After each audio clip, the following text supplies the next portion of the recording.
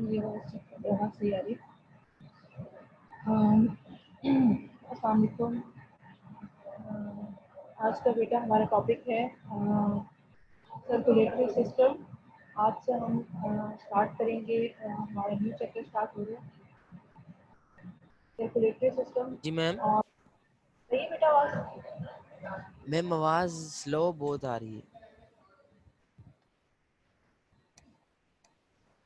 The circulatory system circulates blood.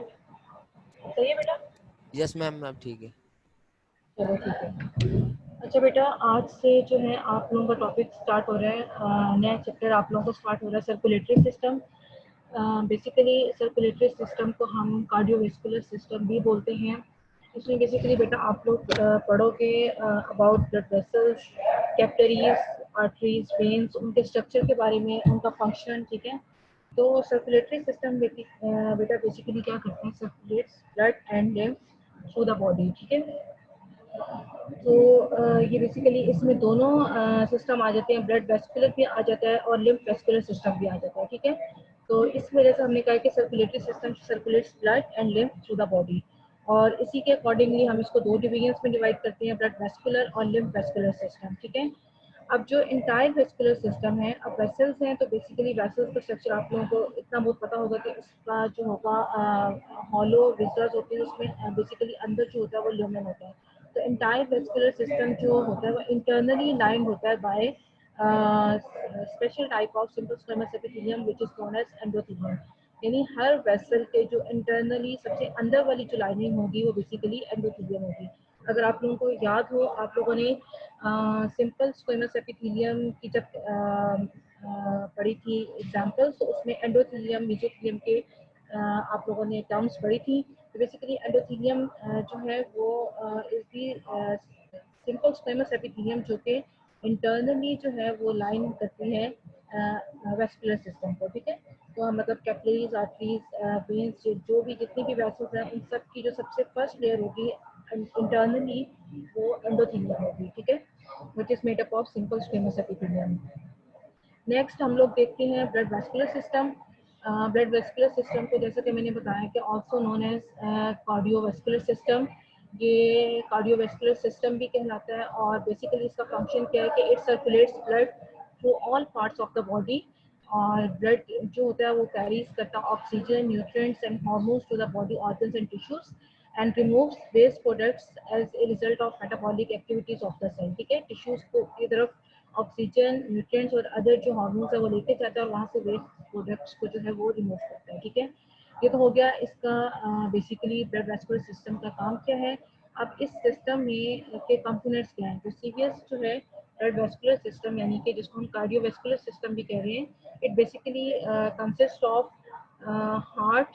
जैसे जो main components है उसमें हार्ट आ जाता है, ब्लड वेसल्स, और ब्लड वेसल्स हम मिला के कह रहे हैं कैपिलरीज, आर्टरीज और वेन्स को। ठीक है, तो CVS consist of heart and blood vessels which include capillaries, arteries and veins. ठीक है, और हम वन बाय वन इन सब को फर्दर जो है वो डिस्कस करेंगे। ठीक है, तो इस लेक्चर में बेसिकली बेटा हम लोग कैपिलरीज का स्ट्रक्चर, उसकी टाइप्स और उनमें डिफरेंस, जो कि बहुत इंपॉर्टेंट है, अक्सर आप लोगों को एग्जाम में आता है, वाइवा में पूछा जाता है कि कैपिलरीज की टाइप्स क्या है और उनमें डिफरेंस क्या है। ठीक है, इसके अलावा हम आर्टरीज को डिस्कस करेंगे कि आर्टरीज की हम डिवीजन, आर्टरीज कितने टाइप्स के आर्टरीज हैं, कैसे हम उनको डिवाइड करते हैं, और इन आर्टरीज का जो है वो फंक्शन क्या है। ठीक है, और इसका स्ट्रक्चर और फंक्शन हम डिस्कस करेंगे। ठीक है, तो सबसे पहले बेटा हम लोग देखते हैं ये सीवीएस कार्डियोवेस्कुलर सिस्टम के कंपोनेंट्स इसमें बेसिकली शो किए हुए हैं।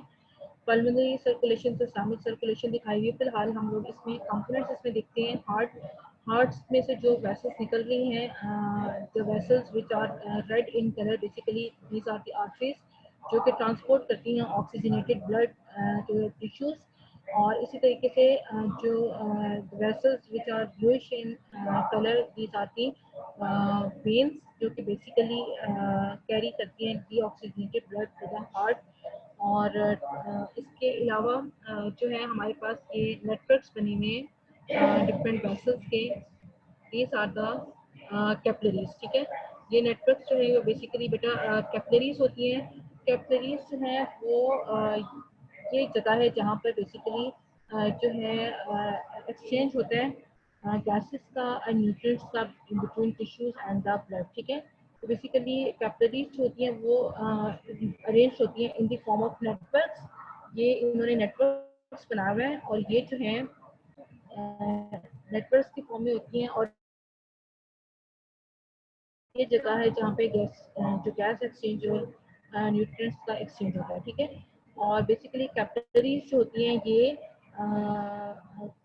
कनेक्ट करती हैं यहाँ से आर्टेरियोल्स आएंगे जो कि स्मॉलेस्ट बेसिकली यूनिट होता है आर्टरीज का, यहाँ से आर्टेरियोल्स को और इधर से वेन्यूल्स को आपस में कनेक्ट करते हैं, ठीक है। तो capillaries basically connect the arterioles and venules and it is the site of और it forms it is arranged in the form of networks जिसको हम कैपिलरी बेड कहते हैं। और ये जो होती है यहाँ पर गैशियस एक्सचेंज होती है वो होती है, ठीक है। अब हम लोग देख लेते हैं कि ब्लड वेसल्स की टाइप्स क्या है।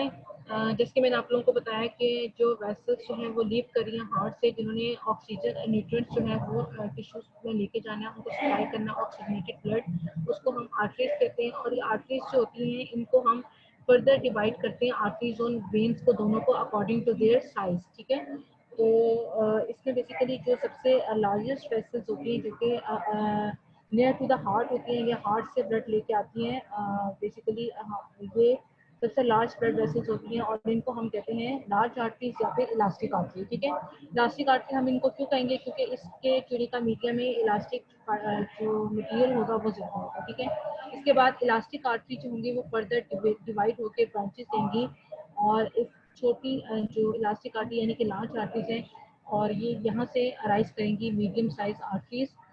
स्मॉलर वेसल्स हैं, मीडियम साइज आर्टरीज हैं और इन आर्टरीज को हम मस्कुलर आर्टरीज का नाम भी देते हैं। और ये क्यों हम कहते हैं मस्कुलर आर्टरी, ये हम फर्दर डिस्कस करेंगे, ठीक है। Muscular artery which are also known as medium sized arteries then further give rise to smaller branches which are known as small arteries या फिर इनको हम कहेंगे arteriole, ठीक है। और इसी तरीके से अगर हम वेनस साइड पे देखें तो सबसे लार्जेस्ट जो होंगी वो जो कि ब्लड लेके जा रही है हार्ट के पास, वो बेसिकली वेना कावा होगी जो लार्ज वेन कहलाएगी। उसके बाद ये फर्दर डिवाइड होगी ये बेसिकली अराइज करेगी मीडियम साइज वेन से और उसके बाद मीडियम साइज वेन से पहले जो होगी वो होगी वेन्यूल्स, ठीक है, जो कि स्मॉलेस्ट यूनिट होगा वेनस साइड का। और दीज वेन्यूल्स एंड आर्टेरियोल्स ये बेसिकली बेटा ये जो है कैपिलरीज जो है बेसिकली कनेक्ट करती हैं इन आर्टेरियोल्स एंड वेन्यूल्स को, ठीक है। और इधर बीच में ये कैपिलरीज हैं जो कि नेटवर्क्स बनाती हैं, अरेंज होती हैं इन the form of capillary beds, ठीक है। सो यहाँ पे हम लोगों ने डिफरेंट इनकी टाइप्स देखनी है, इनको हम वन बाय वन अब फर्दर डिस्कस करेंगे, ठीक है। सबसे पहले बेटा कैपिलरीज, जैसा कि मैंने आप लोगों को बताया कि कैपिलरीज जो है वो बेसिकली जो है स्मॉलेस्ट यूनिट है जहाँ पे एक्सचेंज होगा बेसिकली न्यूट्रिएंट्स का, गैस का और गैसेस का। कैपिलरीज जो होती हैं basically thin delicate endothelial tubes होती हैं। एंडोथेलियल ट्यूब्स हम इनको क्यों कह रहे हैं, और ये बेसिकली वन सेल थिक जो होती हैं ट्यूब्स होती हैं। वन सेल थिक का क्या मतलब है कि सिर्फ एक सिंगल लेयर पे ये मुश्तमिल होंगी कैपिलरीज, ठीक है। तो ये थिन ट्यूब्स होंगी, single layer of endothelial sales. अब जैसा कि मैंने आप लोगों को पहले बताया था कि all the vascular system is internally lined by endothelial cells which are special type of simple squamous epithelium। तो अब कैपिलरीज हम लोगों ने कहा कि इस पे ये सिर्फ सिंगल लेयर होती है, तो सिंगल लेयर जो होगी वो एंडोथेलियम होगी, ठीक है, जो कि सबसे इंटरनली लाइन करती है। अब कैपिलरीज क्या है हम देख लेते हैं। Capillaries are the delicate and endothelial tubes जो कि बेसिकली क्या करती है, connect the arterial and venous sides of the circulation, ठीक है। लास्ट डायग्राम में आप लोगों को मैंने दिखाया है कि आर्टीरियल साइड है जहाँ से आर्टीरियोल्स हैं और ये वीनस साइड है जहाँ से वेन्यूल्स है और ये इन दोनों को आपस में कनेक्ट करेगी, ठीक है। तो basically these are the vessels which connect the arterial and venous sides of the circulation और बेसिकली अरेंज नेटवर्क बनाती हैं जो कि मैंने आप लोगों को दिखाया है। नेटवर्क्स की फॉर्म में अरेंज होती है जिसको हम कैपिलरी बेड्स कहते हैं। और इन नेटवर्क में in these networks oxygen and nutrients pass from the blood into the tissues, ठीक है। और यही नेटवर्क है जहाँ पे ऑक्सीजन और दूसरे न्यूट्रिएंट्स होते हैं वो ब्लड से टिश्यूज में जाते हैं और वहाँ से कार्बन डाइऑक्साइड और अदर जो वेस्ट प्रोडक्ट्स हैं वो सेल से ब्लड में आते हैं, ठीक है। बेसिकली एक्सचेंज होता है वो इस जगह पर होता है, इस नेटवर्क्स में, जिनको हम कैपिलरी बेड्स का नाम देते हैं, ठीक है। ये तो हो गया इनका डेफिनेशन और फंक्शन। नेक्स्ट हम लोग देखते हैं इसका स्ट्रक्चर। हिस्टोलॉजिकली अगर हम लोग देखें तो कैपिलरी का स्ट्रक्चर क्या होगा, ठीक है। अगर हम कैपिलरी वॉल है इसका अंदर से बाहर की तरफ स्ट्रक्चर को फॉलो करें, ठीक है, फ्रॉम विद इन आउटवर्ड, यानी अंदर से बाहर की तरफ। तो कैपिलरी वॉल बेसिकली जो वॉल जो होगी कैपिलरी की उसमें क्या क्या चीज़ें होंगी। The capillary wall consist of, सबसे पहले अंदर से बाहर की तरफ हम जा रहे हैं तो सबसे पहले क्या होगी, a layer of simple squamous epithelium, जिसको हम लोगों ने कहा एंडोथेलियम, ठीक है। ये हर वेसल के इंटरनली सबसे पहले यही वाली लेयर होगी। तो single layer of simple squamous epithelium होगी जिसको हमने एंडोथेलियम का नाम दिया। नेक्स्ट वन उसकी बेसमेंट मेम्ब्रेन होगी एंडोथेलियम की, जिस बेसमेंट मेम्ब्रेन के ऊपर ये जो एपिथेलियम होगी रेस्ट करी होगी।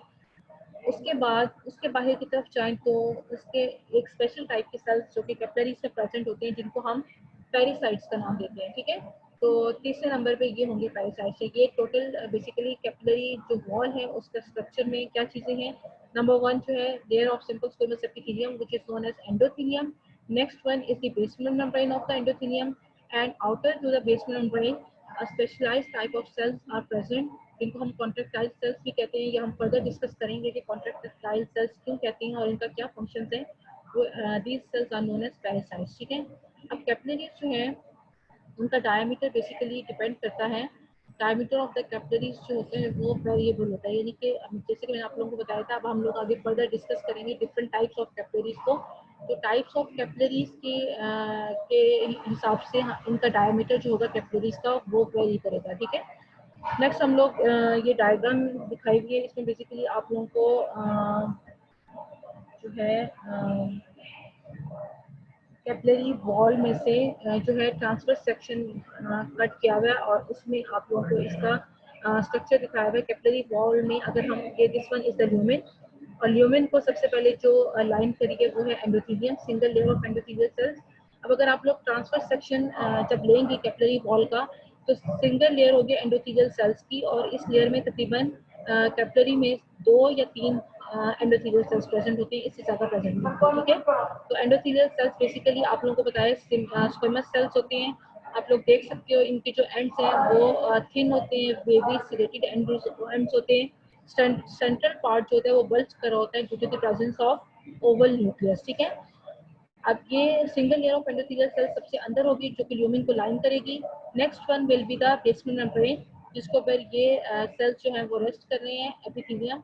और इस बेसमेंट मेम्ब्रेन के बाहर जो होंगे हम लोगों ने पढ़ा स्पेशलाइज्ड टाइप सेल्स होंगे, contractile cells basically, these are known as pericytes, ठीक है।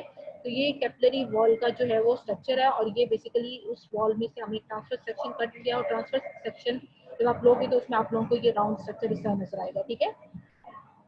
तो नेक्स्ट हम लोग अब one by one in cells को डिस्कस कर लेते हैं जो कि लाइन कर रहे हैं कैपिलरी वॉल को। सबसे पहले जो है एंडोथेलियल सेल्स हैं बेटा। तो एंडोथेलियल सेल्स जो हैं जैसा कि मैंने आप लोगों को बताया कि हम लोगों ने ट्रांसफर सेक्शन देखा था लास्ट डायग्राम में। तो when cut transversely the wall of the capillary is seen to consist of portions of 4 endothelial cells, ठीक है। तो जब ट्रांसफर सेक्शन लोगे इसका कैपिलरी वॉल का, तो इसमें जो सिंगल लेयर एंडोथेलियल सेल्स की होगी उसमें आप लोगों को 2 या 3 एंडोथेलियल सेल्स नजर आएंगे, ठीक है। और सेल्स जो होंगे इनके बॉर्डर्स जो होंगे वो जो होते हैं वो बेसिकली टेपर्ड होते हैं, टेपर एंड्स होते हैं। तो बॉर्डर्स जो होंगे वो सिलेटेड और वेवी होंगे। सेंट्रल पार्ट में जैसे कि मैंने आप लोगों को बताया एंडोथेलियल सेल्स का उसमें बल्ज होगा due to the presence of nucleus. इसके अलावा साइटोप्लाज्म में आप लोगों को ऑर्गेनालिस मिलेंगे जिसमें स्मॉल गोल्जी कॉम्प्लेक्स होगा, some mitochondria, small amount of RER and few polyribosomes, ठीक है। ये तो हो गया endothelial cells. Endothelial cells capillary की वॉल में ट्रांसफर सेक्शन में आप लोगों को 2 या 3 एंडोथेलियल सेल्स मिलेंगे जो कि बेसिकली प्रेजेंट होंगे इन दी कैपिलरी वॉल, ठीक है। उसके बाद हमने एक और सेल्स की बात की थी जो कि outer to the basement membrane of endothelial cells present होते हैं। These cells are known as pericytes और इनको हम म्यूरल सेल्स भी कहते हैं। बेसिकली ये कॉन्ट्रेक्टाइल सेल्स होते हैं जो कि रैप करते हैं around the endothelial sales of the capillaries and post capillary venules, ठीक है।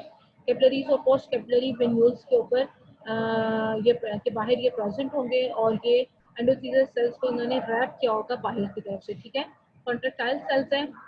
अच्छा, अब एक पैरासाइट जो होगा वो आप लोगों को कैसे नजर आएगा। पैरासाइट बेसिकली इलोंगेटेड सेल होगा, इसके लॉन्ग साइटोप्लाज्मिक प्रोसेसेस होंगे जिसकी वजह से इसने पार्शियली सराउंड किया होगा कैपिलरी वॉल को, ठीक है। अब इनके जो साइटोप्लाज्म होगा इसमें भी ऑर्डिनरी ऑर्गेनालिस जैसे कि गोल्गी कॉम्प्लेक्स, माइटोकॉन्ड्रिया वगैरह प्रेजेंट होंगे, लेकिन इसमें कुछ इसके अलावा इन ऑर्गेनालिस के अलावा इसमें एक्टिन, मायोसिन एंड ट्रोपोमायोसिन जो है कंपोनेंट्स ये भी प्रेजेंट होंगे। बेसिकली इन तीनों की वजह से इसकी जो है वो कॉन्ट्रेक्टाइल एबिलिटी होती है। ठीक है, हम लोगों ने जैसे पहले बात की कि कॉन्ट्रेक्टाइल सेल्स हैं, तो क्यों है? क्योंकि इनके साइटोप्लाज्म में मायोसिन, एक्टिन एंड ट्रोपोमायोसिन जो है फिलामेंट्स प्रेजेंट होते हैं। ठीक है, पैरासाइट्स कहाँ पे प्रेजेंट होते हैं आप लोगों को मैं पहले बता चुकी हूँ। These are lie adjacent to the outer surface of endothelial cells. Endothelial cells के जस्ट बाहर होते हैं, और ये बेसिकली जो एंडोथेलियल सेल्स जिस बेसमेंट मेम्ब्रेन के ऊपर रेस्ट कर रहे होते हैं, बेसिकली ये वाले सेल्स भी वही बेसमेंट मेम्ब्रेन शेयर कर रहे होते हैं। ठीक है, so therefore these cells are present outer to the adjacent to the outer surface of endothelial cells and share a common basement membrane with these cells। ठीक है, दोनों सेल्स जो होंगे उनकी कॉमन बेसमेंट मेम्ब्रेन होगी। अब हम इन सेल्स का फंक्शन देख लेते हैं। फर्स्ट फंक्शन तो आप लोगों को बताया कि due to the presence of contractile proteins जो कि एक्टिन, मायोसिन एंड ट्रोपोमायोसिन थी, उनकी वजह से इनकी कॉन्ट्रेक्टाइल प्रॉपर्टी होगी। अब इस कॉन्ट्रेक्टाइल प्रॉपर्टी की वजह से ये सेल्स क्या काम करेंगे? बेसिकली ये रेगुलेशन ऑफ ब्लड फ्लो में रोल प्ले करेंगे through the capillaries and post capillary venules. ठीक है, सो कॉन्ट्रेक्टाइल प्रॉपर्टी की वजह से ये सेल्स कॉन्ट्रैक्ट करके रेगुलेट करेंगे blood flow in the capillaries. इसके अलावा इसका दूसरा इंपॉर्टेंट फंक्शन क्या है कि these cells act as a reserve cells। ठीक है, serve as a reserve cells। Basically reserve sales को हम स्टेम सेल्स के मानों में भी ले सकते हैं, क्योंकि रिजर्व सेल्स के तौर पर कैसे काम करेंगे? तो फॉर एग्जांपल कोई इंजरी हो सकती है या फिर किसी भी जगह पे किसी सेल्स की जरूरत होगी, तो बेसिकली ये जो है डिफरेंशिएट हो सकते हैं into endothelial cells, smooth muscle cells या फिर फाइब्रोब्लास्ट में। ठीक है, so these cells basically act as a stem या फिर reserve cells for the endothelial cells, smooth muscle cells और fibroblast as and when needed, for example after an injury. ठीक है, तो इसकी वजह से इसके दो इम्पोर्टेंट फंक्शन है। ये पैरासाइट जो है बेटा ये इम्पोर्टेंट है, ये आप लोगों को इस पे पैरासाइट का what are pericytes, what are its structures, इसका फंक्शन ये बहुत इम्पोर्टेंट है। आप लोगों को अक्सर क्वेश्चंस आ जाते हैं पैरासाइट्स के मुताबिक, सो आप लोग को पता होना चाहिए पैरासाइट्स क्या होते हैं, कहाँ पे प्रेजेंट होते हैं, इनको हम कॉन्ट्रेक्टाइल सेल्स क्यों कहते हैं, इनका फंक्शन क्या है कि ये कॉन्ट्रेक्टाइल प्रोटीन्स की वजह से act as a contractile cells, और दूसरे नंबर पे ये जो होते हैं act as a reserve cells या फिर, और because they have the potential to differentiate into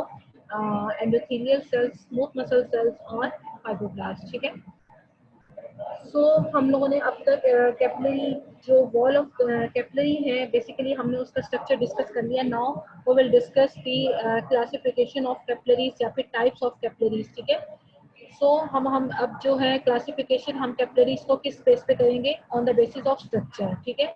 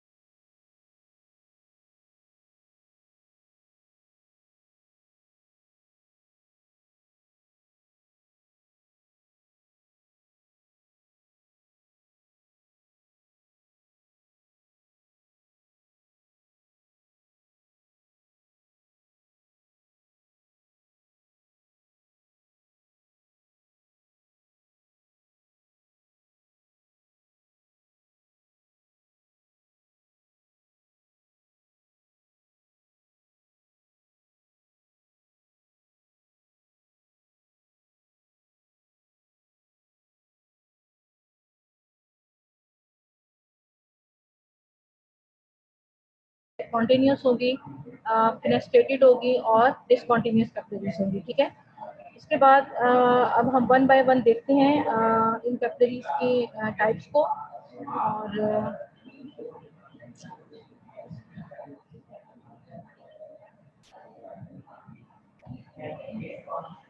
सबसे पहले हम लोग देखते हैं continuous capillaries. Continuous capillaries basically most common variety होती है कैपिलरीज की, और इनका डायमीटर जो होगा वो 7 to 9 माइक्रोमीटर होगा। इसके अलावा इनको हम अब हम इनको कॉन्टिन्यूस कैपिलरीज क्यों कह रहे हैं, क्योंकि because do not have, in capillaries में जो है वो गैप्स नहीं होंगे, यानी एंडोथेलियल सेल्स जो इन कैपिलरीज को लाइन कर रहे हैं उनके दरमियान गैप्स नहीं होंगे, ठीक है। तो do not have intercellular gaps, basement membrane जो होगी वो कंप्लीट होगी और उसमें कोई इंटरप्शंस नहीं होगी। और इसके अलावा जो एंडोथेलियल सेल्स हैं उनमें आप लोगों को कोई पोर्स या फिर जिनको हम फेनेस्ट्रेशंस का भी नाम देते हैं वो नहीं होंगे, ठीक है। सो कॉन्टिन्यूस कैपिलरीज हम लोगों ने पढ़ा कि constitute the most common variety, they are called as continuous capillaries because वो उस बच्चे को कहो वो आके सही कर दिया उसको पीछे में कहाँ से लेके, अच्छा यहाँ से। एक मिनट।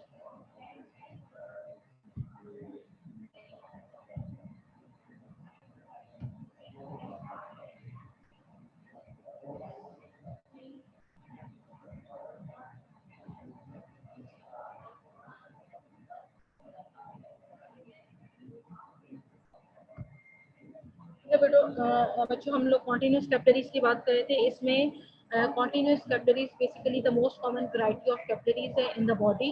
डायमीटर इनका 7 to 9 माइक्रोमीटर होता है। और कॉन्टिन्यूस कैपिलरीज बेसिकली हम इनको क्यों कहते हैं, बिकॉज इन कैपिलरीज में जो endothelial sales, lining endothelial cells होती हैं उनमें गैप्स नहीं होते, do not have intercellular gaps. Basement membrane जो होगी वो बेसिकली कंप्लीट होगी और उसमें कोई इंटरप्शंस नहीं होंगी। इसके अलावा जो एंडोथेलियल सेल्स होंगे जो कि कैपिलरीज को लाइन कर रहे हैं उसमें कोई पोर्स या फिर फेनेस्ट्रेशन होंगी वो प्रेजेंट नहीं होंगी, ठीक है। So these are the continuous capillaries. ये डायग्राम आप लोगों के पास है कॉन्टिन्यूस कैपिलरीज की। इसमें बेसिकली ये बेसमेंट मेम्ब्रेन आप लोगों को शो की हुई है जिसमें आप लोगों को कोई डिसकंटिन्यूटी या फिर इंटरप्शन नजर नहीं आ रही। इसके अलावा these are the endothelial cells, आप लोग देख सकते हो इसमें दो एंडोथेलियल सेल्स बेसिकली दिखाए हुए हैं और इस एंडोथेलियल सेल्स के दरमियान में कोई गैप नहीं है, ठीक है। और इनमें आप लोगों को कोई पोर्स भी नजर नहीं आ रहे। So these are the continuous capillaries. अब हम लोग देखते हैं कॉन्टिन्यूस कैपिलरीज जो है। अब हम लोगों ने बात की थी कि एंडोथेलियल सेल्स जो हैं उनके दरमियान में कोई गैप्स नहीं होते, जिस और ये जो होते हैं एक दूसरे के साथ ज्वाइन होते हैं थ्रू ऑक्लूडिंग जंक्शन, ठीक है। इनके दरमियान ऑक्लूडिंग जंक्शन प्रेजेंट होंगे। फंक्शन क्या होगा कॉन्टिन्यूस कैपिलरीज का, because of the occluding junctions transport of material suppress by transcytosis होंगी। ट्रांससाइटोसिस बेटा ऐसी ट्रांसपोर्ट होती है जिसमें basically through cell to cell जो होती है ट्रांसपोर्ट होती है थ्रू वेसिकल्स की फॉर्मेशन की वजह से जो है सेल टू सेल जो है वो ट्रांसपोर्ट होगी, ठीक है। अब हम लोग देख लेते हैं कि कैपिलरीज कहाँ प्रेजेंट होती हैं बॉडी में। तो हम लोगों ने पढ़ा था कि कॉमनेस्ट वैरायटी है कॉन्टिन्यूस कैपिलरीज, तो वाइडली डिस्ट्रीब्यूटेड होंगे इन द बॉडी में। और टिपिकल एग्जांपल्स में हम लोग देख लेते हैं muscles, lungs, skin and central nervous system जो है वो बेसिकली इसकी टिपिकल एग्जांपल्स हैं, ठीक है। नेक्स्ट हम लोग देखते हैं फिनेस्ट्रेटेड कैपिलरीज को। फिनेस्ट्रेटेड कैपिलरीज जो है फिनेस्ट्रेटेड कैपिलरीज जो है उनका डायमीटर भी तकरीबन सेम होता है as that of the continuous capillaries. अब इसका मेन फीचर क्या है कि these are characterized by the presence of numerous small circular pores जिनको हम फेनेस्ट्रेशंस का नाम देते हैं। इन पोर्स ये इन फेनेस्ट्रेशंस की वजह से ही हम इनको फेनेस्ट्रेटेड कैपिलरीज का नाम देते हैं। तो फेनेस्ट्रेटेड कैपिलरीज बेसिकली हम क्यों कह रहे हैं, क्योंकि इनके जो एंडोथेलियल सेल्स हैं उनमें अब स्मॉल सर्कुलर पोर्स होंगे, ठीक है। और इन पोर्स जो ये पोर्स होंगे इनके ये कवर्ड होंगे बाय वेरी थिन डायाफ्राम के कंपोज होते हैं प्रोटियोग्लाइकन से, ठीक है। इसके अलावा एंडोथेलियल सेल्स जो होंगे उनके दरमियान में ऑक्लूडिंग जंक्शंस प्रेजेंट होंगे, सेल्स में कोई गैप्स नहीं होंगे, जैसे कि कॉन्टिन्यूस कैपिलरीज में भी था तो उनके सेल्स में कोई गैप्स नहीं थे, बेसमेंट मेम्ब्रेन भी कॉन्टिन्यूस होती है। तो मेन फीचर इसमें क्या है कि अब इन कैपिलरीज में पोर्स आ गए हैं, फेनेस्ट्रेशंस आती हैं, ठीक है। तो this one is the diagram of the fenestrated capillary. इसमें आप लोग देख सकते हो बेसमेंट मेम्ब्रेन उसी तरीके से कॉन्टिन्यूस है, कोई इसमें डिसकॉन्टिन्यूटी नहीं है। उसके बाद अगर आप लोग आ जाओ एंडोथेलियल सेल्स पे, ठीक है। अब एंडोथेलियल सेल्स में आप लोगों को ये स्मॉल सर्कुलर पोर्स नजर आ रहे हैं। तो ये पोर्स जो है वो बेसिकली इधर भी आप लोग देख लो, ये बेसिकली ये पोर्स है और इन पोर्स के ऊपर जो है वो कवर्ड होते हैं बाय वेरी थिन डायाफ्राम, ठीक है। लेकिन सेल्स जो है एक एंडोथेलियल सेल जो है वो दूसरे एंडोथेलियल सेल्स के दरमियान में जो है वो गैप्स नहीं है, ठीक है। इंटरसेलुलर गैप्स नहीं है, लेकिन सेल्स के अंदर जो है वो पोर्स आती हैं, ठीक है।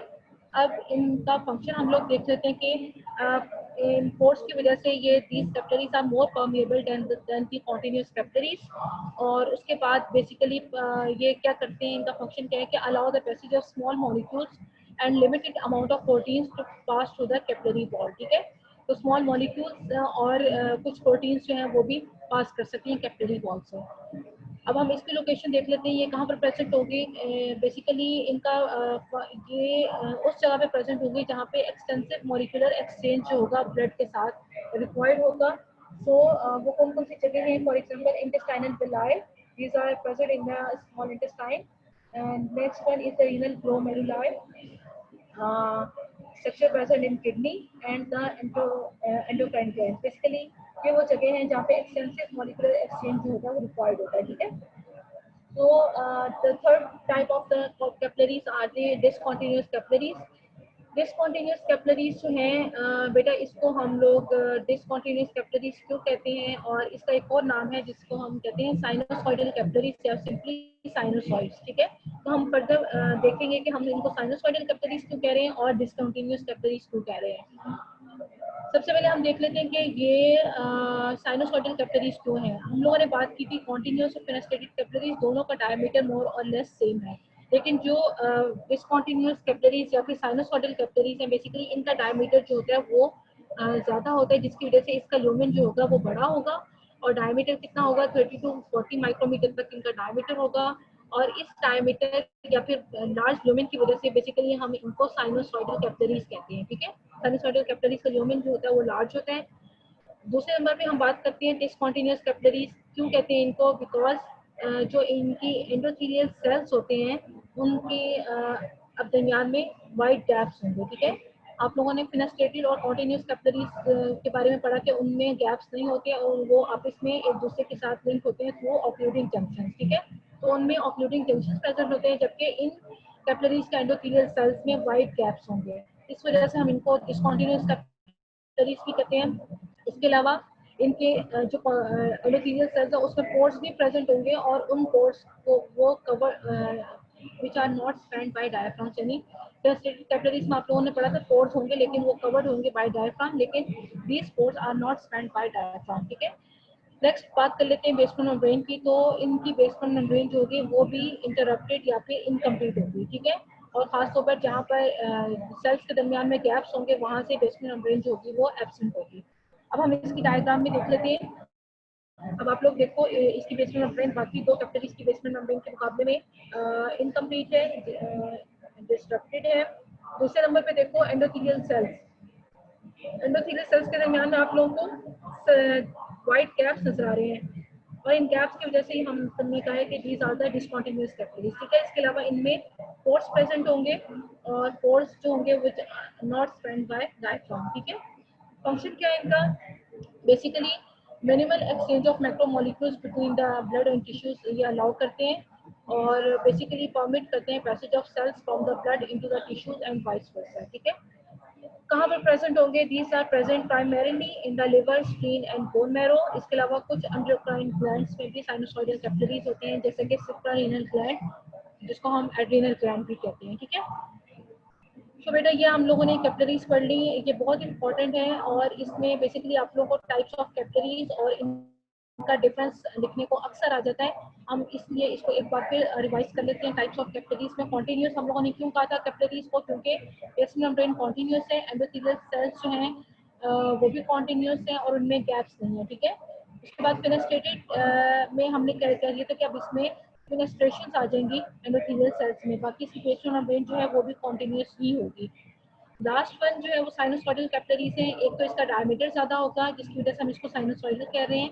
सेल्स के दरमियान में गैप्स हो जाए आ जाएंगे जिनको हम जो है वो जिसकी वजह से हम इसको कह रहे हैं कि ये डिसकॉन्टिन्यूस कैपिलरीज है। इसके अलावा बेसमेंट मेम्ब्रेन इनकम्प्लीट होगी और इसमें फेनेस्ट्रेशन जो होंगी वो, अगर आप लोग देखो इस डायग्राम में तो इधर फेनेस्ट्रेशन ये हैं, ये सर्कुलर पोर्स की फॉर्म में है, जबकि इधर फेनेस्ट्रेशन जो हैं दीज आर दी फेनेस्ट्रेशन और ये लार्ज फेनेस्ट्रेशन आप लोगों को नजर आ रही है। ठीक है, तो लार्ज फेनेस्ट्रेशन होंगी और बेसमेंट मेम्ब्रेन जो होगी वो इनकम्प्लीट होगी। डिस्ट्रीब्यूशन मैंने आप लोगों को बता दिया कहाँ कहाँ प्रेजेंट होगी। एक और डायग्राम है जिसमें आप लोगों को डिफरेंस बेसिकली बेटा दिखाया हुआ है। उसके बाद हम नेक्स्ट चलते हैं ब्लड वेसल्स जो बाकी हैं उनकी तरफ, इसमें हमारे पास आर्टरीज और वेन्स आ जाती हैं। तो बेसिक जो स्ट्रक्चर होता है आर्टरीज और वेन्स का वो मोर और लेस सेम होता है, ठीक है। तो जो जनरल स्ट्रक्चर पैटर्न है आर्टरीज और वेन्स का वो सेम होगा, और कुछ डिफरेंसेस होंगे आर्टरीज और वेन्स में जो कि हम फर्दर नेक्स्ट डिस्कस करेंगे। तो सबसे पहले बेसिकली हम जो जनरल स्ट्रक्चर पैटर्न है ब्लड वेसल्स का यानी कि आर्टरीज और वेन्स का, पहले हम वो देखेंगे और उसके बाद हम वन बाय वन फिर डिफरेंट आर्टरीज और वेन्स को डिस्कस करेंगे, ठीक है। तो जनरली क्या होता है कि wall of the blood vessels यानी कि आर्टरीज और वेन्स जो होती हैं उसकी 3 लेयर्स होती हैं, ठीक है। अब हम लोग कैपिलरी से ब्लड वेसल्स की तरफ आ गए, आर्टरीज और वेन्स की तरफ, और इसकी जो वॉल है इसमें बेसिकली 3 लेयर्स होंगी जो कि कॉन्सेंट्रिक लेयर्स होंगी, यानी कि around the lumen circularly arrange layers होंगी, ठीक है। तो इन लेयर्स का क्या नाम होगा? अगर हम अंदर से बाहर की तरफ जाएं तो सबसे पहले हमारे पास आएगी ट्यूनिका इंटिमा। सिंपली ट्यूनिका का मतलब होता है बेटा लेयर, ठीक है। तो इंटिमा का मतलब है सिंपली हम इसको इंटिमा भी कह सकते हैं, और ये इंटरनल लेयर होगी। Next one is the tunica media जो कि मिडल लेयर बनाएगी, and the outer most coat जो कि बनाएगी वॉल का, वो बेसिकली ट्यूनिका एडवेंटिशिया होगी, ठीक है। जैसे कि अब आप इस डायग्राम में देख सकते हो, ये एक वेसल आप लोगों को दिखाई दी है, ये this one is the lumen. और ल्यूमेन से अगर हम अंदर से बाहर की तरफ जाएं तो सबसे पहले जो ल्यूमेन को लाइन कर रही है जो लेयर है वो बेसिकली कहलाएगी tunica intima. Next one middle में ट्यूनिका मीडिया, और जो आउटर मोस्ट कोट बनाएगी वेसल का वो basically is the tunica adventitia. ये तो होगी 3 लेयर्स, ठीक है। अब वन बाय वन हम इन तीनों लेयर्स के जो कंपोनेंट्स हैं उनको डिस्कस करेंगे। अब इसी ये हम लोगों ने एक सेक्शन लिया है उसका, तो इसमें बेसिकली हम 3 लेयर्स जो हैं उसकी फर्दर कंपोनेंट्स देख लेते हैं। इसमें सबसे पहले बेटा जो ट्यूनिका इंटिमा है, ट्यूनिका इंटिमा फर्दर जो है आप लोग अब इसमें देखो तो this one is the lumen, और ये हम अंदर से बाहर की तरफ जाएंगे। तो सबसे पहले ल्यूमेन को आप लोगों को जैसे कि मैंने शुरू में बताया था, all blood entire vascular system is internally lined by endothelium. तो सबसे पहले कोई भी वेसल जो भी होगी आप लोगों को सबसे पहले अंदर सबसे पहली लेयर क्या होगी? एंडोथेलियम, ठीक है।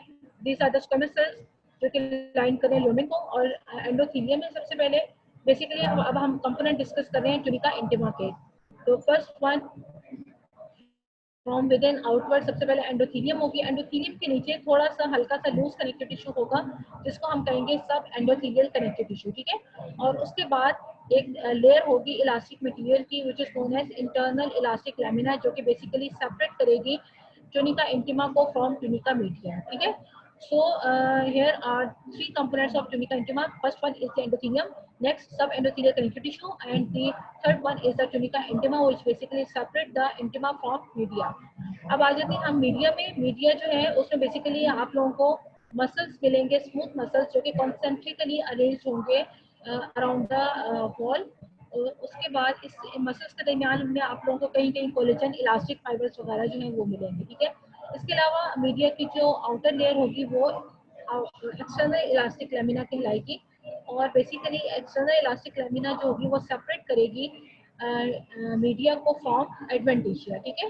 तो ये इसके कंपोनेंट हो गए। उसके बाद नेक्स्ट आ जाते हैं एडवेंटिशिया। एडवेंटिशिया में बेटा बेसिकली आप लोगों को कोलेजिनस फाइबर्स मिलेंगे जो कि लॉन्गिट्यूडनली रन कर रहे होंगे, ठीक है। और इन वेसल्स में अब जैसे जैसे मैंने आप लोगों को बताया था हम वेसल्स को जो है वो करते हैं डिवीजन करते हैं अकॉर्डिंग टू देयर साइज। अब जैसे जैसे वेसल जो होगी वो बड़ी होती जाएगी तो उसमें उसके तरफ मोस्ट पोर्ट होगा उसकी तरफ उसकी सप्लाई जो होगी वो कम होगी।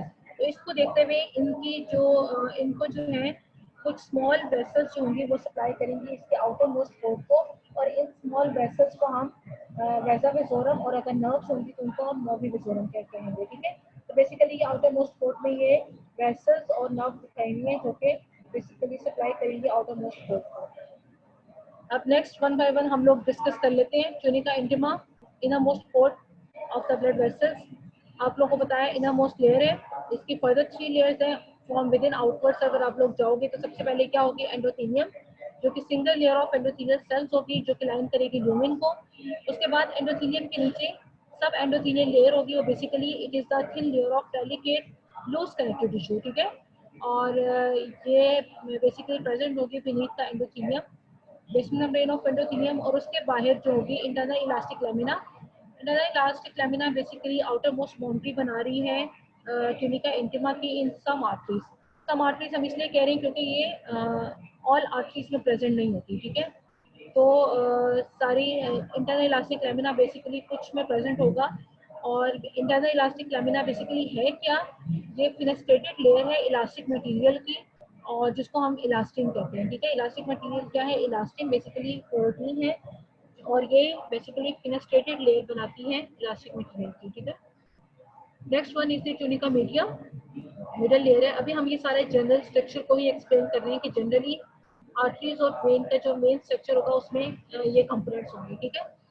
मीडिया जो है मिडल लेयर है, इसमें बेसिकली क्या होते हैं, कॉन्सेंट्रिक लेयर्स होती हैं स्मूथ मसल फाइबर्स की। इसके अलावा आप लोगों को बताया था मैंने कि स्मूथ मसल फाइबर्स के दरमियान में variable amounts of collagen, elastic reticular fibres और प्रोटियोग्लाइकन्स जो हैं वो भी प्रेजेंट होंगे। एक्सटर्नल इलास्टिक लामिना जो होगा इसका नेक्स्ट कंपोनेंट जो कि प्रेजेंट होगा at the junction of media and adventitia, और ये भी कुछ आर्टरीज में प्रेजेंट होगा, कुछ सब आर्टरीज में प्रेजेंट नहीं होगा, ठीक है। सो ट्यूनिका मीडिया में कॉन्सेंट्रिक लेयर्स है स्मूथ मसल फाइबर्स की, collagen fibres, elastic fibres, reticular fibres इनके दरमियान में होते हैं। इसके अलावा एक्सटर्नल इलास्टिक लेमिना होगा जो कि कुछ में प्रेजेंट होगा और कुछ में नहीं होगा। बेसिकली ये आउटर मोस्ट बाउंड्री बनाएगा मीडिया की और सेपरेट करेगा मीडिया को एडवेंटिशिया के साथ। The last one and the outer most layer जो होगी वो ट्यूनिका एडवेंटिशिया है। Basically it is composed of collagenous and elastic fibres, और मैंने आप लोगों को बताया था कि ट्यूनिका एडवेंटिशिया में जब भी आप लोग बताओगे कि कोलेजन फाइबर्स और इलास्टिक फाइबर्स हैं वो बेसिकली रन कर रहे होंगे इन लॉन्गिट्यूडनल डायरेक्शन में, ठीक है। लॉन्गिट्यूडनल डायरेक्शन में कोलेजिनस फाइबर्स रन करेंगे इन ट्यूनिका एडवेंटिशिया। एडवेंटिशिया जो होगा वो बेसिकली जो भी ब्लड वेसल होगी उसके अराउंड जो कनेक्टिव टिश्यू होगा उसके साथ मर्ज कर जाता है अक्सर। और ट्यूनिका एडवेंटिशिया जो होगा जो लार्ज आर्टरीज और वेन्स होंगी उसमें वैसा विजोरम भी होगी और नर्व विजोरम भी होगी। अब मैं आप लोगों को बता चुकी हूँ क्यों होगी, अब फर्दर इसको आगे डिस्कस कर लेते हैं। क्योंकि लार्ज आर्टरीज और वेन्स जो होती हैं उनका जो वॉल होती है वो थिक होती है, जिसकी वजह से ल्यूमेन से जो उसको न्यूट्रिशन या फिर ब्लड जो है वो उसकी आउटर मोस्ट वॉल तक नहीं पहुंच पाता, जिसकी वजह से कुछ स्मॉल वेसल्स और नर्व्स होती हैं जो कि इसके आउटर मोस्ट लेयर यानी कि ट्यूनिका एडवेंटिशिया को सप्लाई करती हैं। और इन स्मॉल वेसल्स को हम वेसा विजोरम और नर्व्स को हम नर्वी विजोरम कहते हैं, ठीक है। यहाँ पे हम लोग देख लेते हैं vasa vasorum basically these are the arterioles, capillaries and venules, ठीक है। ये स्मॉल वेसल्स आर्टेरियोल्स भी हो सकती हैं, कैपिलरीज भी हो सकते हैं, वेन्यूल्स भी हो सकती हैं, और ये बेसिकली सप्लाई करती हैं blood to the walls of the large blood vessels, ठीक है। जो लार्ज ब्लड वेसल्स होती हैं उनकी जो वॉल होती है उसको ब्लड सप्लाई करती है। इसी तरीके से नर्वी विजोरम देखो, इसको हम नर्वी वेस्कुलरिस भी कहते हैं। बेसिकली इसका क्या मतलब है कि नर्व ऑफ द वेसल, ठीक है। तो ये बेसिकली क्या करती है कि ये नेटवर्क बनाती है अनमाइलिनेटेड सिंपैथेटिक नर्व फाइबर्स का, और ये बेसिकली जो ट्यूनिका मीडिया में स्मूथ मसल्स होते हैं उनको ये सप्लाई करी होती है, उनकी इनोवेशन में रोल प्ले करती है, ठीक है। तो वैसा विजोरम और नर्व विजोरम बेटा एमसीक्यूज पॉइंट ऑफ व्यू से, वाइवा पॉइंट ऑफ व्यू से इंपॉर्टेंट, आप लोगों को पता होना चाहिए कि ये दोनों क्या है और इनका क्या मतलब है और ये कहाँ प्रेजेंट होते हैं, ठीक है। नेक्स्ट, अब हम लोग जो आज हम लोगों ने डिस्कस करना है वो बेटा बेसिकली आर्टरीज है। आर्टरीज के हम वन बाय वन डिस्कस करेंगे। आर्टरीज बेसिकली क्या है, आर्टरी वेसल्स जो कि ब्लड लेके जाती हैं अवे फ्रॉम द हार्ट, ठीक है। हार्ट से ब्लड लेके जाएंगी और जाके डिफरेंट ऑर्गन्स और टिश्यूज को सप्लाई करेंगी, और इनके साइज के ऊपर depending on their size arteries को हम फर्दर क्लासीफाई करते हैं थ्री मेन टाइप्स में। जो स्मॉलेस्ट वन होगी वो आर्टेरियोल्स होंगी, उसके बाद जो इससे बड़ी होंगी वो मीडियम साइज आर्टरीज होंगी, और जो सबसे बड़ी होंगी वो लार्ज साइज आर्टरीज होंगी, ठीक है। वन बाय वन हम लोग डिस्कस करते हैं। सबसे पहले आर्टेरियोल्स, इनको हम लोग स्मॉल आर्टरीज भी कहते हैं, और ये बेसिकली कहाँ से राइज करती हैं, from the medium size arteries से, ठीक है। और एंड कहाँ पर होती है, by giving of several capillaries, जैसे आप लोगों को मैंने डायग्राम में दिखाया था कि आर्टेरियोल कैपिलरीज जो होती हैं वो बेसिकली कनेक्ट करती हैं आर्टेरियोल्स को वेन्यूल्स के साथ। सो ये राइज करेंगी मीडियम साइज आर्टरीज से और एंड होंगी सेवरल कैपिलरीज जो आगे फर्दर ब्रांचेस देंगी, और ये सेवरल कैपिलरीज जो है वो बन जाएंगी, ठीक है। अब हम देखते हैं कि इसके वॉल में जो है आर्टेरियोल जो है उसके वॉल में तीनों टूनिक्स हैं, यानी तीनों लेयर्स जो हैं ब्लड वेसल्स की वो प्रेजेंट होंगी, ठीक है। तो in the wall of an arteriole all the three tunics of the typical blood vessels are distinguishable. हम लोग देख सकते हैं तीनों देखते हैं फर्दर कि तीनों लेयर्स में क्या क्या कंपोनेंट्स इसमें प्रेजेंट होंगे। सबसे पहले ट्यूनिका इंटिमा देखिए। तो उसी तरीके से आर्टीरियोल में सबसे पहले ल्यूमेन को लाइन करेगी endothelium, layer of squamous epithelium. Next one जो होगा वो सब एंडोथेलियल कनेक्टिव टिश्यू प्रेजेंट होगा, जिसमें रेटिकुलर और इलास्टिक फाइबर्स प्रेजेंट होंगे। और उसके बाद जो होगा इंटरनल इलास्टिक लैमिना। अब जो है वो स्मॉल आर्टीरियोल्स होंगे तो उसमें इंटरनल इलास्टिक लैमिना नहीं होगा, लेकिन लार्जर आर्टीरियोल्स में इंटरनल इलास्टिक लैमिना आप लोगों को मिलेगा। ठीक है, उसके बाद आ जाते हैं ट्यूनिका इंटिमा। ट्यूनिका मीडिया जो कि मिडल लेयर है, इसमें बेसिकली स्मूथ मसल्स हम लोगों ने पढ़े थे, तो circularly arrange smooth muscle fibres होंगे। अब ये भी डिपेंड करता है आर्टीरियोल्स के साइज पे। ये जो लार्ज आर्टीरियोल्स होंगे उनमें तो 5 लेयर्स होंगी स्मूथ मसल्स की, लेकिन जो स्मॉल आर्टीरियोल्स होंगे उसमें 1 या 2 लेयर्स होंगी circularly arrange smooth muscle fibres की। ठीक है, उसके बाद आ जाए ये last one layer tunica adventitia. Basically tunica adventitia जो होगा वो थिक होता है आर्टरीज में। ठीक है, और वेन्स में बेसिकली ये थिक होता है। आर्टरीज में आप लोगों को ट्यूनिका मीडिया थिक मिलेगा, जो मिडल लेयर है वो थिक मिलेगी, और जो आउटर मोस्ट लेयर है वो थिन मिलेगी। और यही चीज जो है वो वेन्स में उलट हो जाएगी। वेन्स में आप लोगों को ट्यूनिका मीडिया थिन मिलेगा और ट्यूनिका एडवेंटिशिया थिक मिलेगा। ठीक है, ये फर्दर हम लोग जब वेन्स पढ़ेंगे तो इसमें हम इनका डिफरेंस करेंगे। फिलहाल आप लोग देखते हैं आर्टीरियोल्स में ट्यूनिका एडवेंटिशिया स्कैंटी होगा और consist of thin layer of longitudinally oriented collagen and elastic fibres. ठीक है, इसमें जो भी चीजें होंगी collagen elastic fibre basically longitudinally oriented होंगे। ये आप लोगों को एक हिस्टोलॉजिकल डायग्राम बेसिकली दिखाएंगे बेटा। इसमें आप लोगों को आर्टीरियोल का structure, this one is the arteriole, ये वेन्यूल है। फिलहाल हम आर्टीरियोल के देखते हैं। This one is the lumen. Lumen में आप लोगों को ब्लड नजर आ रहा है। ल्यूमेन में सबसे इंटरनली होगी एंडोथेलियल सेल्स। ठीक है, endothelium, this one is the endothelium. इसके बाहर सब एंडोथेलियल कनेक्टिव टिश्यू होगा। इंटरनल इलास्टिक लैमिना हमने पढ़ा था, लार्ज में प्रेजेंट होगा, स्मॉल में नहीं होगा। इसके अलावा बाहर आप लोगों को स्मूथ मसल्स की लेयर्स मिलेंगी। ठीक है, दीज आर द एक मिनट these are the layers of smooth muscles. ठीक है, और इसके बाहर जो होगा ट्यूनिका एडवेंटिशिया होगा, जो कि सराउंडिंग जो स्ट्रक्चर्स होते हैं उनके कनेक्टिव टिश्यू के साथ मर्ज हुआ होता है, इसलिए आप लोगों को वो इतना क्लियर नजर नहीं आएगा। ठीक है बेटा, फंक्शन क्या है आर्टीरियोल्स का? आर्टीरियोल्स को बेसिकली हम कहते हैं chief controllers of the systemic blood pressure. ठीक है, ये एमसीक्यू पॉइंट ऑफ व्यू से बहुत इंपॉर्टेंट है। Arterioles basically are the chief controllers of the systemic blood pressure. क्यों हम कहते हैं? क्योंकि इनका जो ल्यूमेन होता है वो नैरो होता है, और जो इनकी वॉल होती है मस्कुलर वॉल यानी कि मीडिया जो होता है वो ल्यूमेन के मुकाबले में थिक होता है। तो जिसकी वजह से क्या होता है कि बेसिकली ये फंक्शन करती है, they function to regulate the distribution of blood to different capillary networks. ठीक है, तो रेगुलेशन में ये रोल प्ले करते हैं, ये डिस्ट्रीब्यूट करते हैं ब्लड को फर्दर आगे डिफरेंट कैपिलरीज से by constriction. Due to the presence of muscles ये कॉन्स्ट्रिक्ट और डायलेट करके ब्लड डिस्ट्रीब्यूट करेंगे टू डिफरेंट कैपिलरी नेटवर्क। ठीक है, और बहुत सारी आर्टिक्यूल्स जो हैं वो डायलेट कर सकती हैं अब 60 to 100% तक फ्रॉम देयर रेस्टिंग डायमीटर, और इसी वजह से हम इनको कहते हैं कि these are the chief controllers of the systemic blood pressure. ठीक है, नेक्स्ट बेटा हम डिस्कस करेंगे मीडियम साइज आर्टरीज को। मीडियम साइज आर्टरीज मैंने आप लोगों को पहले भी बताया था कि हम इनको मस्कुलर आर्टरीज कहते हैं। बिकॉज मस्कुलर आर्टरीज क्यों कहेंगे? क्योंकि इसके जो ट्यूनिका मीडियम है उसमें आप लोगों को स्मूथ मसल्स जो है वो लार्ज अमाउंट में मिलेंगे। ठीक है, इसके अलावा तीसरा नंबर जो हम इसको कहते हैं, ये तीनों नाम आप लोगों को पता होने चाहिए, और क्यों हम कहते हैं ये भी बेटा बेसिकली आप लोगों को पता होना चाहिए, वाइवा पॉइंट ऑफ व्यू से बहुत इंपॉर्टेंट है। मीडियम साइज आर्टरी को हम मस्कुलर आर्टरीज कह रहे हैं क्योंकि ट्यूनिका मीडिया में इनके large amount of smooth muscle sales present होते हैं। उसके बाद दूसरे नंबर पे हम इनको डिस्ट्रीब्यूटिंग आर्टरीज भी कहते हैं, बिकॉज ये इनका फंक्शन क्या होता है कि डिस्ट्रीब्यूट करती हैं blood to various regions and organs of the body by contracting और relaxing the smooth muscles of their wall. ठीक है, तो इस वजह से हम इनको डिस्ट्रीब्यूटिंग आर्टरी भी कहते हैं, क्योंकि इनका फंक्शन है कि ये डिस्ट्रीब्यूट करेंगे ब्लड को। मेन एग्जांपल्स क्या हैं डिस्ट्रीब्यूटिंग या मीडियम साइज आर्टरी या फिर मस्कुलर आर्टरी, तीनों नाम है इसके। Axillary, brachial, femoral and popliteal arteries, these are the branches of examples of these arteries. अब हम इसकी तीनों वॉल्स को देख लेते हैं। मीडियम साइज आर्टरी में ट्यूनिका इंटिमा में उसी तरीके से सबसे पहले एंडोथेलियम होगी, उसके बाद सब एंडोथेलियल कनेक्टिव टिश्यू होगा जिसमें कोलेजिनस इलास्टिक फाइबर्स प्रेजेंट होंगे।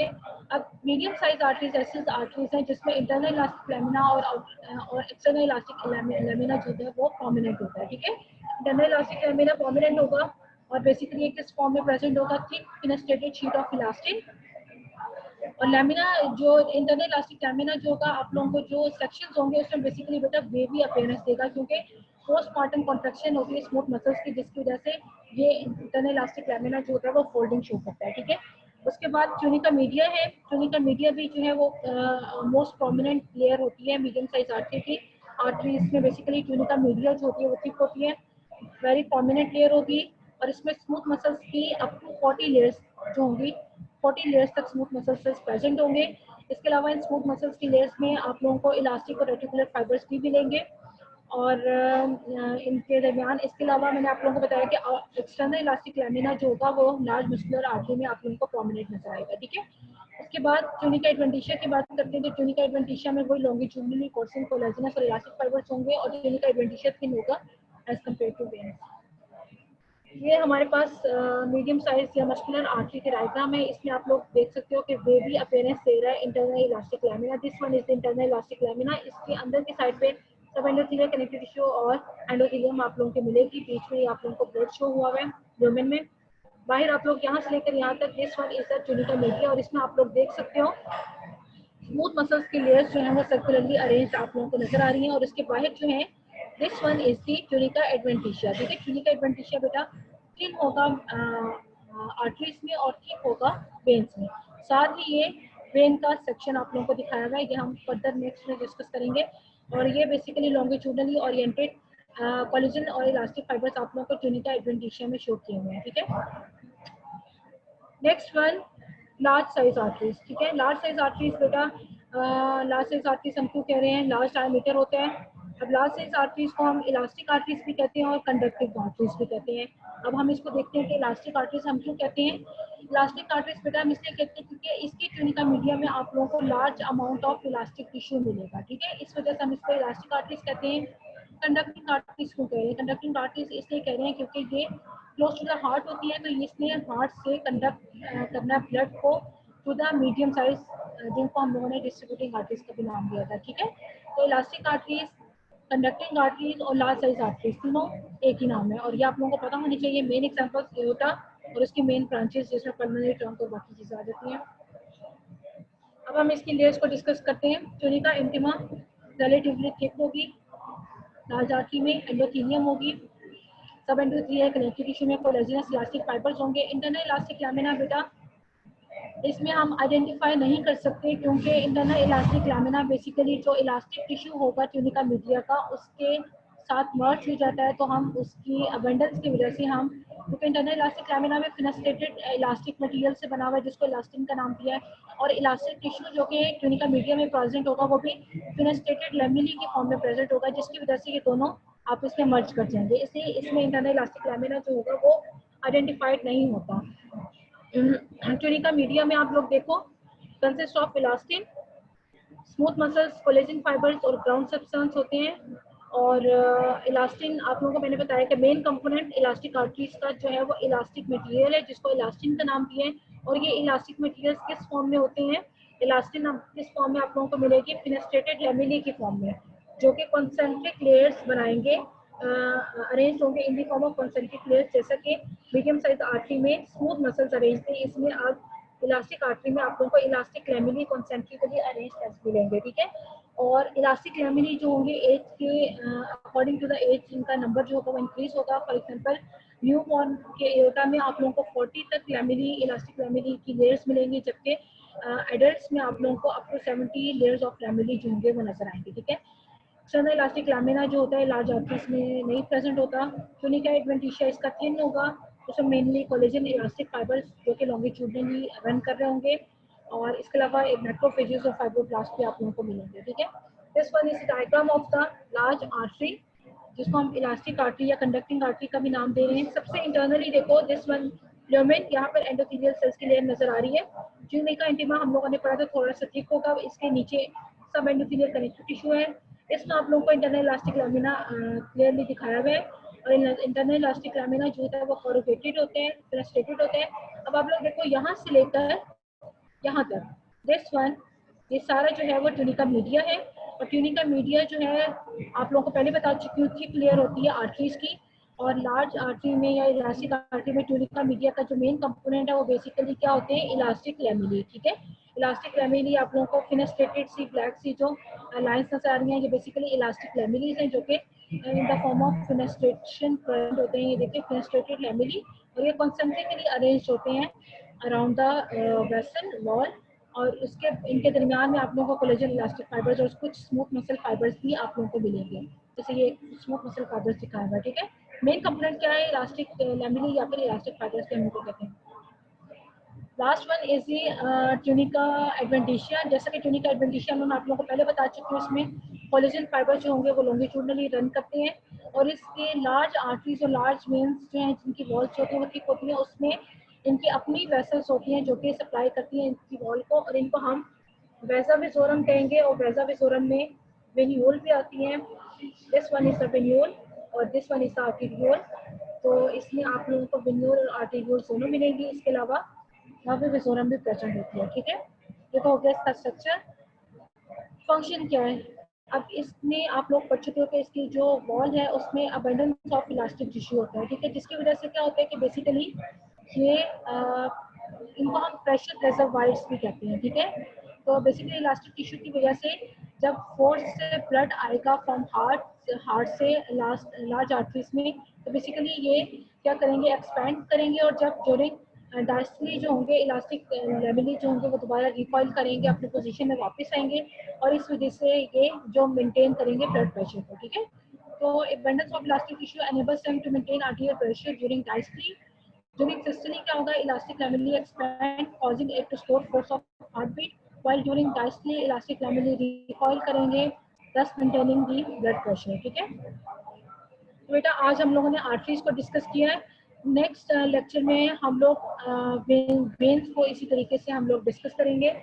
इम्पोर्टेंट आप लोगों को मैंने चीज़ें इसमें बता दी हैं। अब हम कुछ इसके मेडिकल एप्लीकेशन देख लेते हैं। आर्टीरियोस्क्लेरोसिस हम किसको कहते हैं, बहुत इंपॉर्टेंट है बेटा, एग्जाम में बहुत बार आता है। आप लोग गौर से सुनो, आर्टीरियोस्क्लेरोसिस क्या है। बेसिकली इसमें क्या होता है,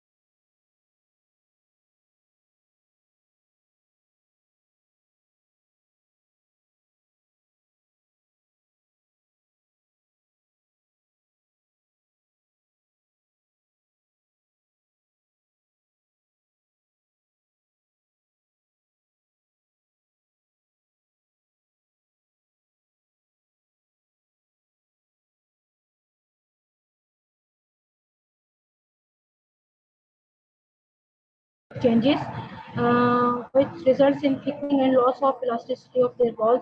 इस कंडीशन को बेसिकली हम आर्टीरियोस्क्लेरोसिस कहते हैं। अब आर्टीरियोस्क्लेरोसिस में बेटा हम देखते हैं कि इसमें होता क्या है कि जब थिकनिंग जो होती है वेसल की, तो उसकी वजह से क्या होता है कि ल्यूमेन जो होता है वेसल का वो नैरो हो जाता है। नैरोइंग ऑफ ल्यूमेन की वजह से जो वेसल ल्यूमेन की वजह से जो वेसल जिस टिश्यू को सप्लाई कर रही होती है उसका इस्कीमिया हो जाता है। इस्कीमिया की वजह से टिश्यू डेथ या फिर उसको हम नेक्रोसिस भी कहते हैं। और जब नेक्रोसिस या टिश्यू डेथ होगी तो वहाँ पे इन्फाक्शन या फिर गैंग्रीन उस टिश्यू में हो जाता है। इन्फाक्शन बेसिकली क्या है कि formation of localised area of dead tissue, जिसको हम इन्फाक्ट कहते हैं, और gangrene basically death of a tissue followed by जब उसके ऊपर बैक्टीरियल इन्वेजन हो जाती है, ठीक है। तो टाइप्स आर्टीरियोस्क्लेरोसिस की होती हैं। आर्टीरियोस्क्लेरोसिस की 3 डिफरेंट फॉर्म्स होती हैं, जिसमें आर्टीरियोस्क्लेरोसिस एक है, दूसरे नंबर पे मोंकी बग्स कैल्सिफिक स्क्लेरोसिस है, और तीसरी एथेरोस्क्लेरोसिस है। आर्टीरियोस्क्लेरोसिस बेटा बेसिकली जिसमें थिकनिंग होती है वॉल्स ऑफ स्मॉल आर्टरीज की। मोंकी बग कैल्सिफिक स्क्लेरोसिस में क्या होता है कि डिपॉजिट्स ऑफ कैल्शियम जो होते हैं वो tunica media of the arteries में डिपॉजिट्स हो जाते हैं कैल्शियम के, और ये ओल्डर देन 50 इयर्स के जो पर्सन होते हैं उसमें होता है। एथेरोस्क्लेरोसिस वेरी इंपॉर्टेंट है, इसमें आप लोगों को पता होना चाहिए। इसमें बेसिकली क्या होता है कि डेपोजिशन हो जाती है फैटी मटेरियल की, कहाँ पर, tunica intima of the arteries में, जिसकी वजह से वहाँ पर लोकलाइज थिकनिंग हो जाती है इन द वेसल वॉल, और इस थिकनिंग और जिसको हम एडिनोमास कहते हैं। बेसिकली वहाँ पर ट्यूनिका इंटीमा में डेपोजिशन ऑफ फैटी मटेरियल की वजह से वहाँ पे एथीरोमास बन जाते हैं। एथीरोमास बेसिकली क्या होते हैं कि इसमें लिपिड्स, कोलेस्ट्रॉल और फैटी एसिड्स, मैक्रोफेजेस, कैल्शियम और कुछ amount of fibrous connective tissue में सारा इकट्ठा होकर वहाँ पे कलेक्ट हो जाता है, ठीक है। और ये किन लोगों में ज़्यादा इसका रिस्क होता है कि people with excessive fatty intake, जो कि जिनमें एलिवेटेड ब्लड लिपिड लेवल्स होते हैं, उनमें एथीरोमास बनने के चांस ज़्यादा होते हैं। और इसकी वजह से क्या होता है बेसिकली बेटा, पार्शियल और कंप्लीट ऑक्लूजन होती है वेस्कुलर लिगामेंट की, ठीक है। सो एथरोस्क्लेरोसिस जो होती है किन आर्टरीज में कॉमन होती है, कोरोनरी, सेरेब्रल और इंटरनल कैरोटिड आर्टरीज, ये तीन आर्टरीज हैं जिसमें ये प्रोसेस होगा वो कॉमन होगा। ये डायग्राम आप लोग को शो कीजिए, इसमें देखिए लोकलाइज थिकनिंग हो रही है यहाँ पर इंटरनल ट्यूनिका इंटीमा में, यहाँ पर प्लेट फॉर्मेशन हो जाती है, लिपिड्स मटेरियल जो होते हैं वो जमा हो जाते हैं जिसमें एथीरोमास बन जाते हैं, लोकलाइज थिकनिंग होती है वेसल वॉल की। जबकि आर्टेरियोस्क्लेरोसिस में प्रोग्रेसिव चेंजेस होती हैं, डिजेनरेटिव चेंजेस होती हैं विद इंक्रीजिंग एज, और इसमें जो थिकनिंग होती है इनर वॉल की और central wall of the artery की, ठीक है। ये था बेटा आज का आप लोगों का लेक्चर। इसमें आप लोगों को उम्मीद करती हूँ आप लोगों को सब समझ आ गया होगा। इसमें कैपिलरीज का डिफरेंस बहुत इंपॉर्टेंट है, कैपिलरीज की types, pericytes, medium size, large arteries में डिफरेंस, और जनरल स्ट्रक्चरल पैटर्न जो होते हैं आर्टरी वेसल्स का, वो ये सारा कुछ आप लोगों को बताना होना चाहिए। और इसकी जो आर्टेरियोस्क्लेरोसिस, इसके तीन फॉर्म्स क्या है, एथरोस्क्लेरोसिस क्या है, और एथीरोमास क्या होते हैं, कहाँ बनते हैं, ये सारी चीज़ें बहुत इंपॉर्टेंट हैं, ठीक है बेटा। इंशाल्लाह हम नेक्स्ट लेक्चर में फिर मिलेंगे। ओके, अल्लाह हाफिज़।